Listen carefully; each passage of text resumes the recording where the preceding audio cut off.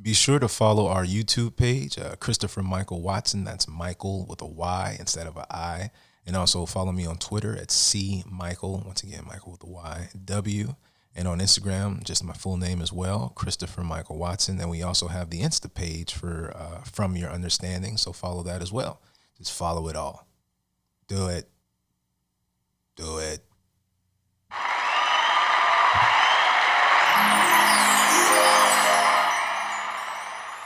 What's going on, listeners? We are back with, what's the name of this show? From My Understanding. That's right. Had a little brain lapse there. The quarantine is getting to me for sure. Thanks for coming back, and thanks for if you listened to the last episode, it was very personal to me, very vulnerable. So I appreciate you if you listened and you're still here, man. Thanks for getting into some deep stuff with me. You know, we can't always just have entertainment. You know, you gotta talk about some real stuff from time to time. So last episode, I talked about being black in America with everything that was going on as far as Mr. Arbery, and some more developments have happened. They've taken at least the perpetrators into custody, but we'll see if justice is served. Man, we've seen this story a bunch of times, and just hopefully we have a good ending to it, as good as can be under the circumstances. So today we are going to be talking about Buddhism, which I kind of brought up in the last episode, which sprung me into wanting to do it today because I was raised, I'm from Georgia. I was raised Southern Baptist coming up. So I would say that that's the religion I know the most about, that I was raised in, actually have a hands-on experience with.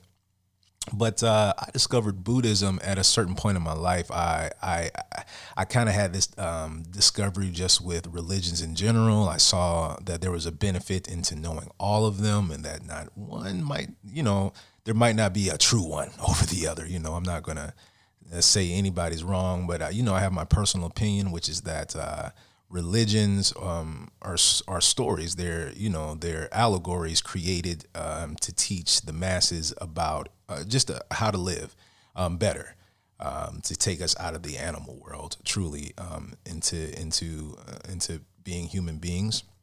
So once I kind of had that thought or that discovery, I just started reading about all type of religions. I started reading the Quran, and I eventually came upon Buddhism, which really is a dharma, which the word means a lesson or a way to live your life, a mission. Buddhism is not asking you to pray to a certain person. It's not asking you to, pray to some deity that you can't see. It's really just lessons on how to live and how to live your life better. So let's just hop into it, man. Buddhism is thought to have begun in the 6th century BCE. The Buddha, the guy who was the first Buddha, his name was Siddhartha Gautama. I think I'm pronouncing that right.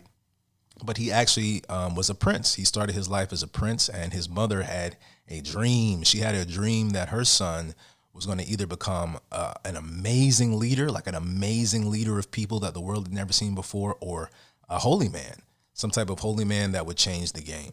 And so his father, having heard this prophecy, was like, his father, the king, was like, I need my son to be a leader. I need him to continue my lineage.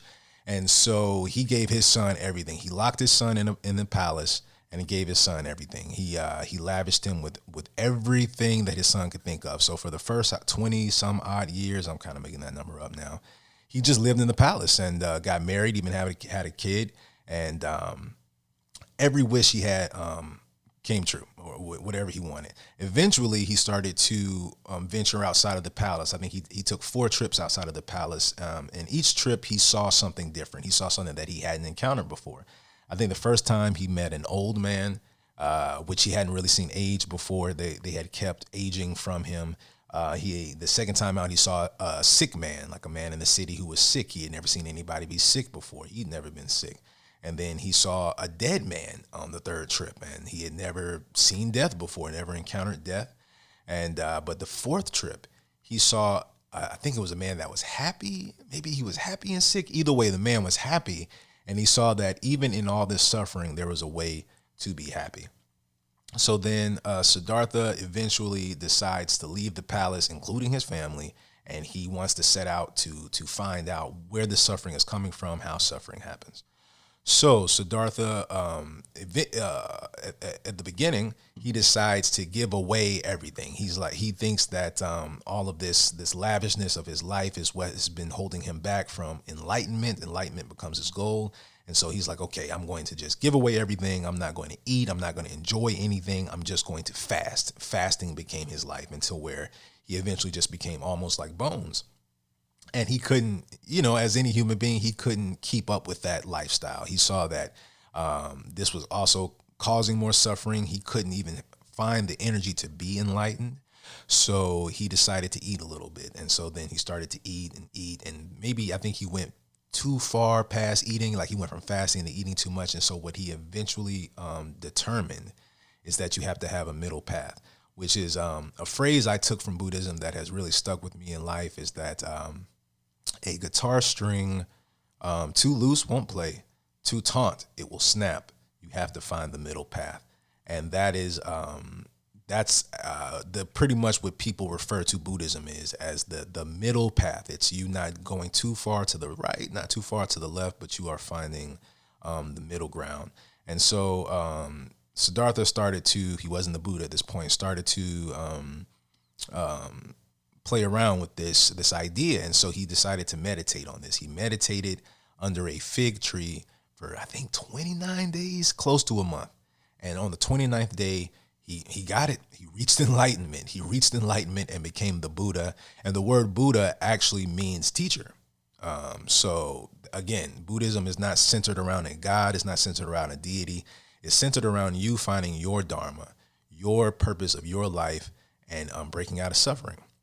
And so once he became the Buddha, there's a bunch of teachings in Buddhism. I'm just going to talk about two really. The first one are the Four Noble Truths, which is basically the whole platform of this religion. Like if he was a politician, this would be his platform. His platform is the first one. I think the name of it is the dukkha, which basically means that life is suffering. There is suffering in this world. That's the first fact. You have to come to terms with that. There is suffering in the world. Life is suffering. The second part, I forget what it was called. There's another name like dukkha, but the second part is basically that your suffering comes from you wanting things. Anything that you don't have that you want, that is the cause of you suffering, whether it is food or sexual pleasure, anything that you are pining for that you want, that is the cause of your suffering. And as a human, you have to want things, right? On a certain level, you have to want food, because if you don't eat food, you'll die. But that want, because you're going to eat the food and then it'll cease the hunger for a second, but then the hunger is going to come back. So that's the cycle of suffering that you're in. The third noble truth is that you have to end the dukkha, which is the suffering. And the way to doing that is ceasing your wants, right? The Buddha said that the way out of suffering is to want what you have and to not want what you don't have. And the fourth noble truth is, I think it's called the Magga or Magga, but it's Magga. And the way out of suffering is I think it's called the eightfold pathway, which is basically another lesson of ways to live, which is a way to get out of suffering. And so I wrote the eight pathways down because I couldn't remember this right off the bat. But each one starts with right, like right living, right, So the first one is right understanding, which is basically understanding the Four Noble Truths, knowing that life is suffering. Your suffering is caused by your wants. You have to cease your wants to end the suffering, and the way to do that is the eightfold pathway.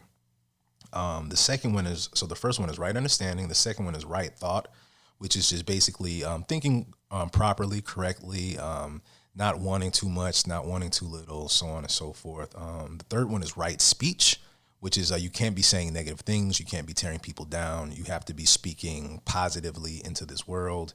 The fourth one is right. I can't even read my writing. right action, right action, which is basically just lining up your physical actions and decisions with the with being right. The next one is right livelihood, which is basically making a living, doing something positive. Like you can't be making a living as someone who's polluting the ocean or a river. The next one is right mental effort, which is the Buddhism. People who are in Buddhism talk a lot about having something called monkey brain. This is an actual term they use, which if you really sit down with yourself in silence, you'll see and understand this. Your brain thinks a lot of things that you didn't tell it to think. Now, I know you're saying my brain, isn't that me? It gets really deep. But basically your brain will think things and just have thoughts that you had no influence on. And what you have to do is control your own thinking. That is a big part of Buddhism, is first of all, seeing that your brain has its own agenda and you see the thoughts that it's having. And then once you realize that agenda, being able to counteract that. You can't be thinking negative all day. The next one is right mindfulness, which is basically all these things encompassed. And the last one is right concentration, which is having the effort and the energy and the endurance to do all these things, because it's not easy. It's not easy to control yourself. It's not easy to control your own thoughts. But that is the ultimate goal of Buddhism. Buddhism isn't trying to get isn't trying to get a congregation of people to act a certain way. The intent of Buddhism is to get the individual to live properly, so that in totality we will live properly as a people and as a society. So I'm going to leave you all with a story I heard about some monks at one point. Again, I think it's an allegory. I don't think it was an actual story, but it's something that I think really encompasses some lessons that we can learn. So there were two Buddhist monks traveling down a road, and they eventually reach a river. And at this river is an older lady who's wanting to cross, obviously, and but it's a big rule in this Buddhist monk parish that they can't touch women. That's a big no. You cannot touch a woman, because that can lead you to wanting, and then that sexual desire. You are now back into this suffering cycle. But one of the Buddhist monks, as they were about to cross, he decides to pick the lady up and helps her cross the river, and then sets her down, and they go about their way. And so they've been the two monks now have been walking for about a mile or so, and the other monk who didn't pick up the lady he's fuming. He's, I can't believe we'll just call him Monk B. Monk B took sounds like Bun B. Monk B picked up that lady. He knows we're not supposed to do that, and so eventually, after a while, Monk A is like, I can't take it anymore. I have to say something. You picked up that lady, and you weren't supposed to. And then Monk B retorted with, I placed that lady down a mile ago. You're the one that's been carrying her this whole time. And I just think that that's a really beautiful story and a beautiful way to look at things. What are you holding on to right now that you should have placed down, that you might had to have picked up at a time that you weren't supposed to, but it's been done now and you're still holding on to it. So yeah, I will leave you with that. Thank you for joining From My Understanding. Once again, I hope you all are having a beautiful quarantine, and come back for our next episode. Peace.